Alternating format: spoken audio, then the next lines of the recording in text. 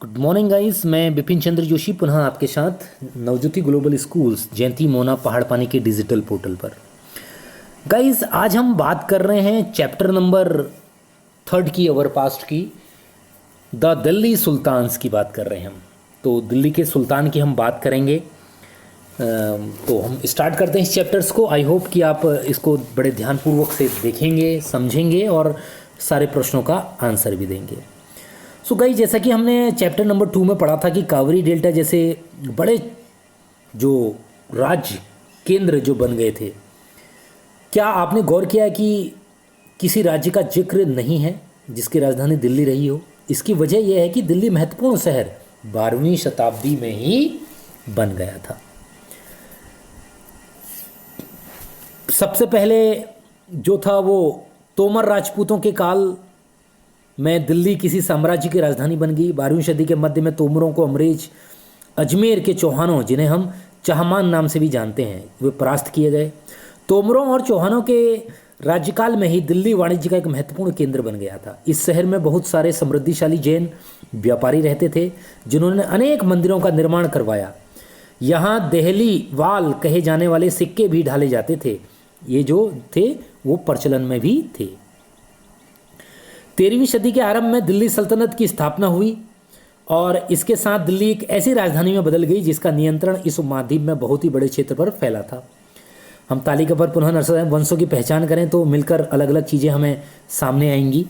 So guys, देखिएगा आप ये द रूल्स ऑफ दिल्ली में कि कब किसने शासनकाल किया। राजपूत डायनेस्टीज़ के बारे में, अर्ली तुगलक डायनेस्टीज़ के बारे में, खिलजी वंश, तुगलक वंश, सैयद वंश, लोधी वंश, इन सब ने किस तरीके से अपने सल्तनत को, अपने साम्राज्य को दिल्ली में आगे बढ़ाया। अब हम गाइस बात करते हैं finding about the Delhi sultans, अर्थात दिल्ली के जो सुल्तान के बारे में हमें जानकारियां कैसे मिली। हालांकि अभिलेख, सिक्के और स्थापत्य भवन निर्माण कला के माध्यम से काफ़ी सूचना मिलती है, मगर और भी महत्वपूर्ण वे इतिहास, तारीख एकवचन, तवारीख बहुवचन हैं जो सुल्तानों के शासनकाल में प्रशासन की भाषा फारसी में लिखे गए थे। आप देख रहे हैं, हमें इसको आप देख रहे होंगे सही से। तवारीख के लेखक, सचिव, प्रशासक, कवि और दरबारियों जैसे सुरक्षित व्यक्ति होते थे जो घटनाओं का वर्णन भी करते थे और शासकों को प्रशासन संबंधी सलाह भी देते थे। वे न्याय संगत शासन के महत्व पर भी ज़्यादा बल देते थे। गाइज, आप इसे देख रहे हैं कि यहाँ पे द सर्कल ऑफ जस्टिस क्या था, वहाँ पे न्याय चक्र। तो 13वीं सदी के जो इतिहासकार फ़ख ए मदब्बीर ने क्या लिखा था, देखिए। राजा का काम सैनिकों के बिना नहीं चल सकता, सैनिक वेतन के बिना नहीं जी सकते। वेतन आता है किसानों में एकत्रित किए गए राजस्व से, मगर किसान भी राजस्व तभी चुका सकेंगे जब वे खुशहाल और संपन्न हों। ऐसा तभी हो सकता है जब राजा न्याय और ईमानदार प्रशासन को क्या कर सके, बढ़ावा दे सके या उसको आगे बढ़ा सके। गाइज, इसके पश्चात हम देखते हैं कि कुछ ऐसी बातें थीं जो तवारीख के लेखक नगरों में, विशेषकर दिल्ली में रहते थे, गांव में शायद ही कभी नहीं रहते हों। अक्सर अपने इतिहास सुल्तानों के लिए उनसे ढेर सारे इनाम इकराम पाने की आसार लगाए रखते थे। ये लेखक अक्सर शासकों को जन्मसिद्ध अधिकार और लिंग भेद पर आधारित आदर्श समाज व्यवस्था बनाए रखने की सलाह देते थे। उनके विचार से सारे लोग सहमत नहीं होते थे। सन 1236 यानी 1236 में सुल्तान इल्तुतमिश की बेटी रजिया सिंहासन पर बैठी। उस युग के इतिहासकार मिन्हाज ए सिराज ने स्वीकार किया कि वह अपने सभी भाइयों से अधिक योग्य और सक्षम थी, लेकिन फिर भी वह एक रानी को शासक के रूप में मान्यता नहीं दे पा रहा था। दरबारी जन भी उसके स्वतंत्र रूप से शासन करने की कोशिश में संपन्न नहीं थे।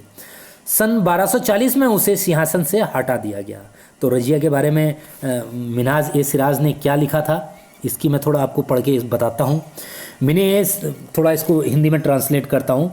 मिन्हाज ए सिराज का सोचना था कि ईश्वर ने जो आदर्श समाज व्यवस्था अपनाई है उसके अनुसार स्त्रियों को पुरुषों के अधीन होना चाहिए और रानी का शासन इस व्यवस्था के विरुद्ध जाता था। इसलिए वह पूछता है, खुदा की रचना के खाते में उसका ब्यौरा चूंकि मदों की सूची में नहीं आता, इसलिए इतनी शानदार खूबियों में भी उसे आखिर हासिल क्या है।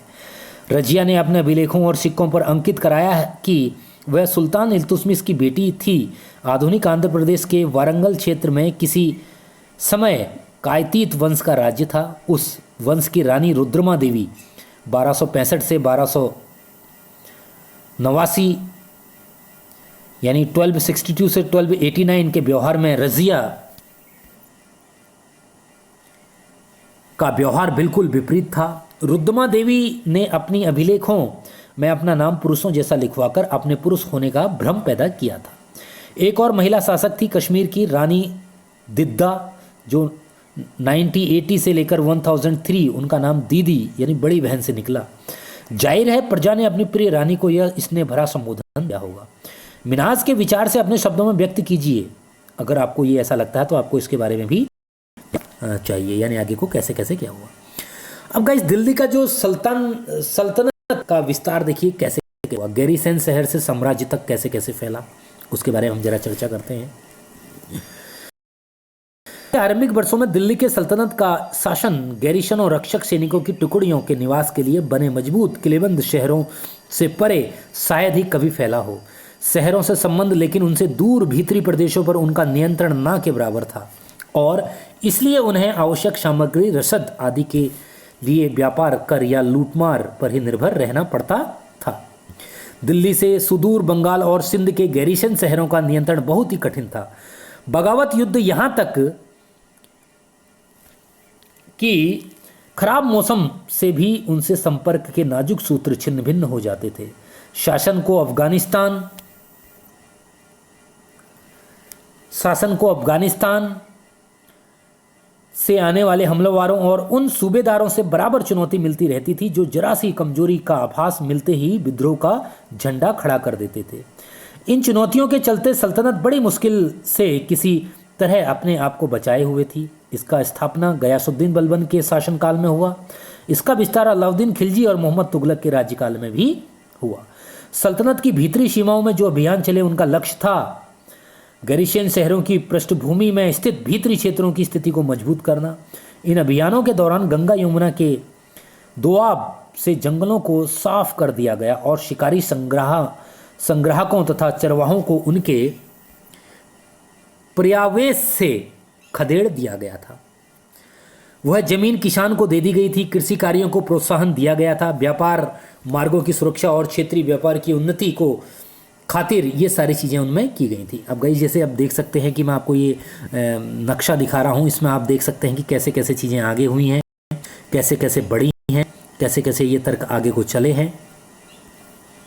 आप ये मस्जिद देख रहे हैं, यानी मस्जिद, मैं आपको इसको पुनः आपको ये बताता हूँ गाइस की यह अरबी मस्जिद तो है, अरबी शब्द है जिसका शाब्दिक अर्थ है ऐसा स्थान जहाँ मुसलमान अल्लाह की आराधना में सजदा, यानी सजदा का अर्थ होता है घुटने टेकना, माथा टेक कर करते हैं।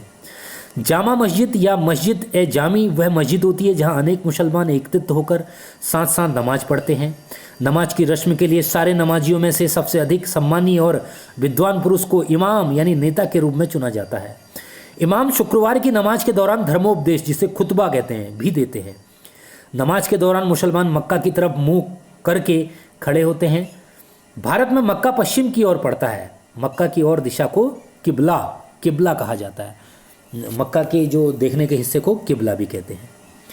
तो आप ये देख रहे हैं कि तरह तरह की ये मस्जिद भी गाइज ये हैं। आप यहाँ पर देखिएगा किस किस तरह के ये चीज़ें हैं। सो गाइज आज के लिए इतना ही। कल हम पढ़ेंगे the closer look administration and consolidations under the Khiljis and Tughlaq, अर्थात खिलजी और तुगलक वंश के अंतर्गत प्रशासन और समेकलन, नज़दीक से एक नज़र इस पर देखेंगे। तब के लिए thank you so much for watching and listening. जहाँ भी आपको दिक्कत आए, मैं बार बार आपसे कहता हूँ कि आप मुझे कमेंट कीजिए, आप व्हाट्सएप ग्रुप पर डालिएगा, मुझे पर्सनल कॉल भी कर सकते हैं। Thank you so much for watching and listening. Thank you so much.